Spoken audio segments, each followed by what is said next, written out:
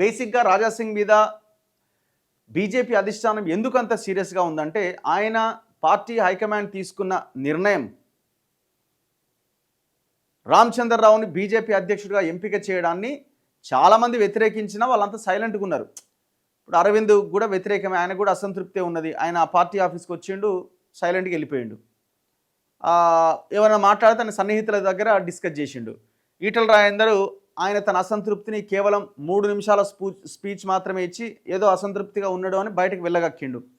కానీ రాజా సింగ్ ఓపెన్గా పార్టీ ఆఫీస్కి వచ్చి అసలు ఇది నామినేషన్లు ఎక్కడిది, కథ ఎక్కడిది, అంతా పెద్ద బోగస్ ఎలక్షన్ ప్రక్రియ, ఆల్రెడీ ముందే డిసైడ్ అయిపోయి పైన డిసైడ్ చేసి పేరు పంపించిన తర్వాత ఏదో నోటిఫికేషన్ రిలీజ్ చేసి తూతు మంత్రంగా నాకు నామినేషన్ వేయడానికి అనుమతి ఇవ్వలేదు, బెదిరించారు నన్ను సీనియర్లను కూడా చెప్పిండు.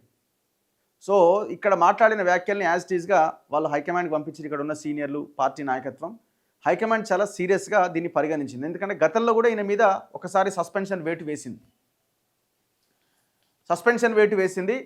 సో దాని తర్వాత ఇది రెండోసారి ఈయనే రాజీనామా చేశారు. ఇక ఈసారి ఊరుకునే ప్రసక్తే లేదు అన్న ఆలోచనలో హైకమాండ్ ఉన్నట్టుగా ఒక కథనం వచ్చింది.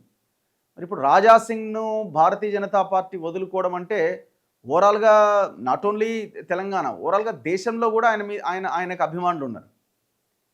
Right are wrong or something ఏదో ఒకటి, మొత్తానికైతే ఆయనకి పెద్ద ఎత్తున అభిమానులు ఉన్నారు. సో మరి ఎట్లా మరి భారతీయ జనతా పార్టీ ఆయనని పార్టీ నుంచి బయటకు పంపడానికి సిద్ధమవుతుందా?